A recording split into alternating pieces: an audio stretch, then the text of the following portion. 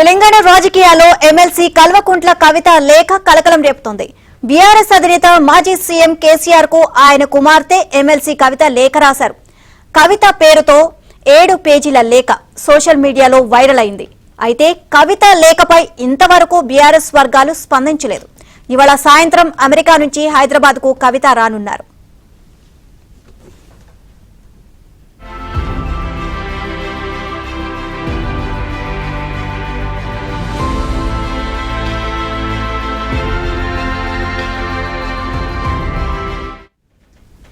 BRS అధినేత కేసీఆర్ కు MLC Kalvakuntla Kavitha రాసిన లేఖపై కేంద్ర మంత్రి కిషన్ రెడ్డి స్పందించారు.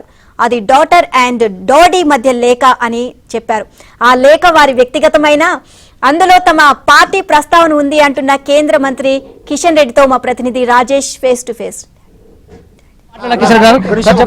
మీకు సంబంధం లేదు, ఆయన కూడా మిమ్మల్ని అడగక తప్పట్లేదు. ఎమ్మెల్సీ కవిత నిన్న వాళ్ళ ఫాదర్కి లేఖ రాస్తూ అనేక అంశాలు పొందుపరిచింది. అందులో పర్టికులర్గా భారతీయ జనతా పార్టీకి 2018లో బీఆర్ఎస్తో పొత్తు పెట్టుకోవాలని మనం అనుకున్నాము.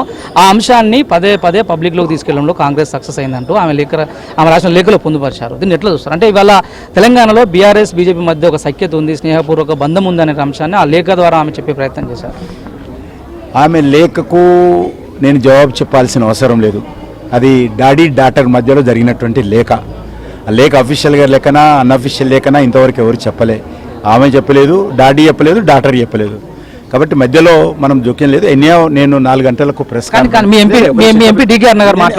రేవంత్ రెడ్డి మాట్లాడించిన మాట ప్రెస్ కాన్ఫరెన్స్ లో నేను ఆ విషయాలని చెప్తాను.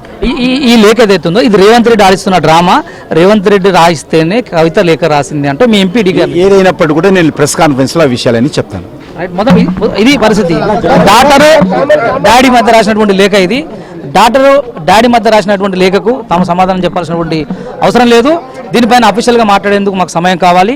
ఇప్పటివరకు ఎవరు మాట్లాడారు, ఏం మాట్లాడారు, ఆ లేఖలో ఏం రాసినటువంటి అంశాన్ని మేము చూడాల్సినటువంటి అవసరం ఉంది. మా పార్టీ ఎమ్మెల్యేలు కానీ ఎంపీలు కానీ మాట్లాడేటువంటి మాటలను మేము సీరియస్గా తీసుకోవాల్సిన అవసరం లేదు. అయితే దీనిపైన ఇవాళ సాయంత్రం అఫీషియల్గా స్పందిస్తానంటూ కిషన్ రెడ్డి చెప్తున్నారు. కెమెరామెన్ రెడ్డితో రాజేష్, ఏబీఎన్ ఆంధ్రజ్యోతి, హైదరాబాద్.